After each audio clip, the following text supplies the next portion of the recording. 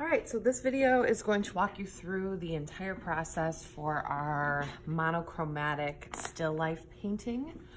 You should already have decided on your subject matter. You might decide to change your mind after watching this video, so you'll have one more chance to switch it up if you feel that you need to. I'm going to be using this image of this pear. One thing that you want to make sure you consider when you're choosing your image is that there is a lot of areas of dark value and of light value, so high contrast.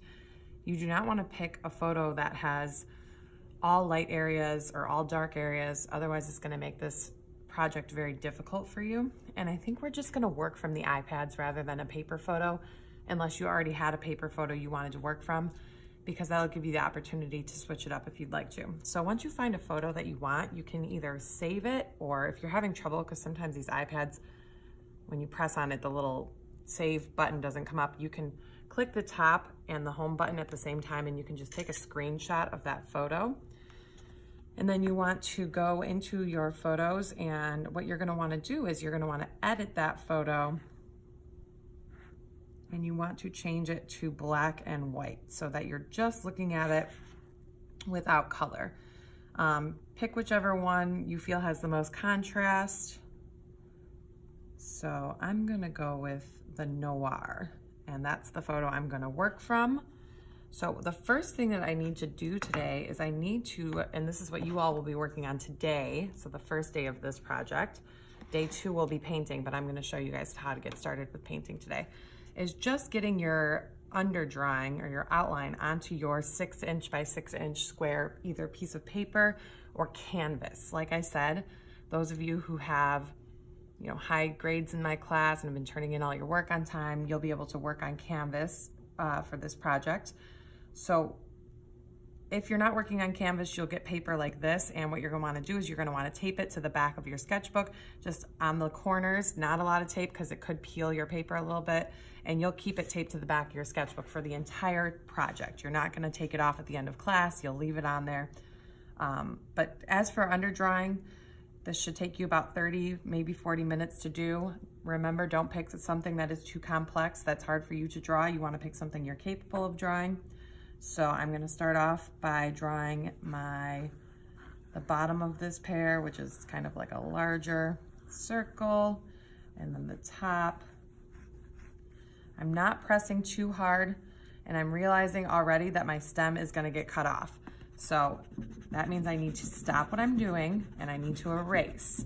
So part of the underdrawing process is making sure that you are refining and not just leaving mistakes even if you have them. You need to make sure that you're correcting them. So I'm gonna move that pear down on the paper because I wanna fit the entire thing.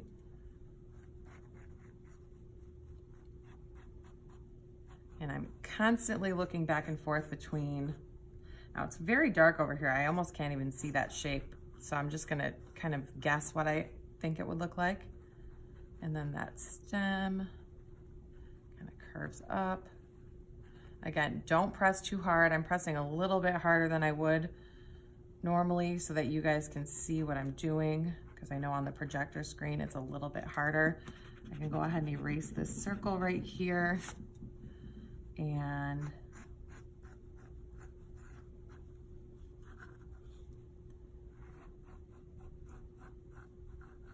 all right, so I have the basic outline of my pear. Now I'm gonna start marking in where some of those extreme shadows are so that I can use those as guides when I'm painting. So I have a really dark shadow on this side of my pear.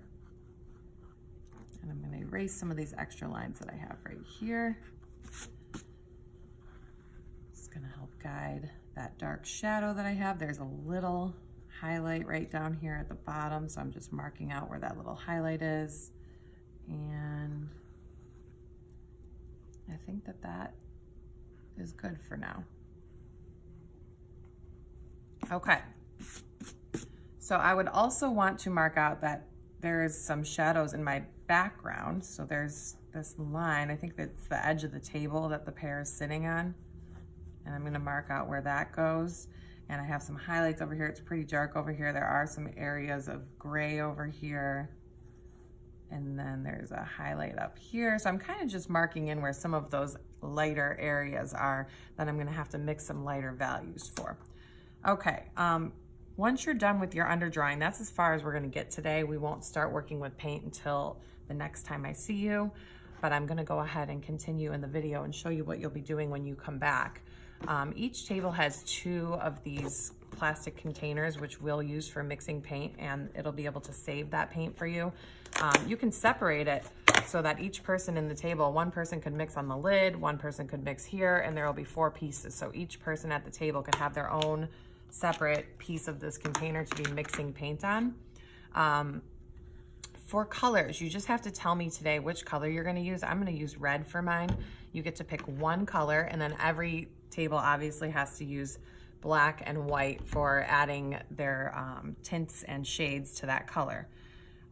Each table also has 6 paint brushes, so you share that with your group, and 1 palette knife. I'm gonna try to get some extra palette knives so that you guys don't have to share just one. So what I'm gonna do is I'm gonna start by just adding a little bit of red into my mixing palette.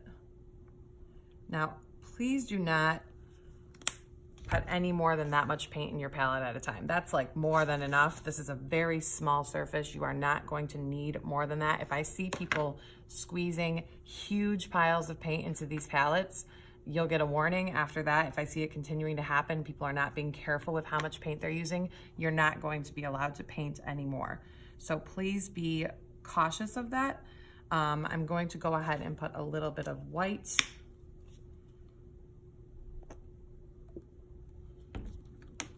And I'm going to go ahead and put a little bit of black. Notice that I'm not putting them near each other. And with the black, like literally just the tiniest bit. You're barely gonna use that because black darkens colors very quickly. So the first thing that I'm going to do is I'm gonna paint this entire light area of that pear with just red straight out of the tube.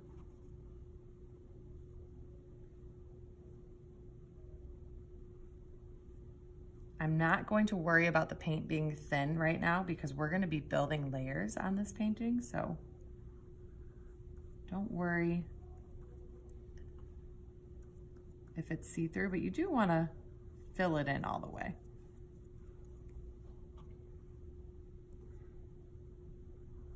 Now, this painting is very small, so you're going to have to go slow.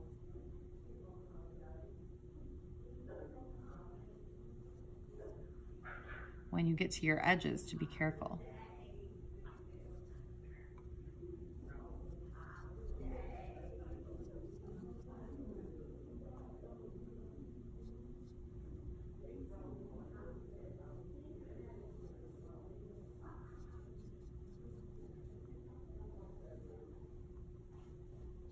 Okay, so I have that section, my underpainting, filled in. I'm going to go ahead and do the same thing on the stem.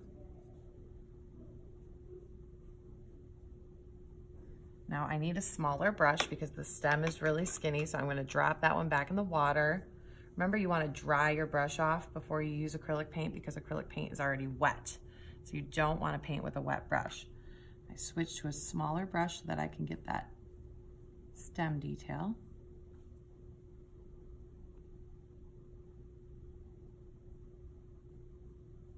You're gonna be using mostly the small brushes for this project, so I may have to replace or give each table a couple extra of these really tiny brushes since they're gonna be in high demand.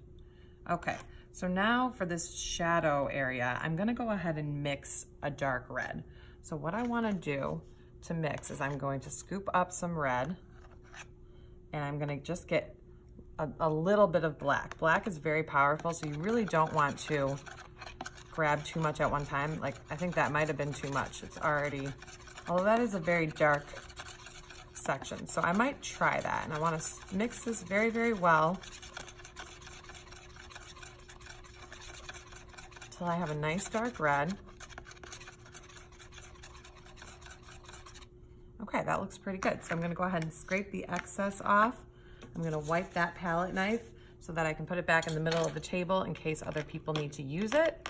And I'm gonna go back to that brush I started with Be sure to dry it off before you paint.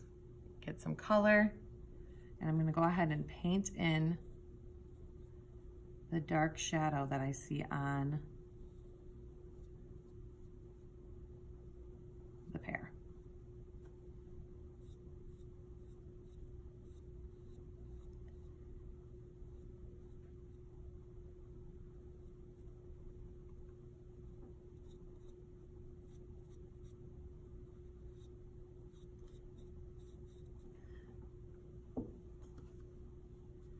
I think I'm gonna even have to mix a darker tone for this one. Now, if you need to turn your painting because you're having trouble getting into certain areas, then turn it.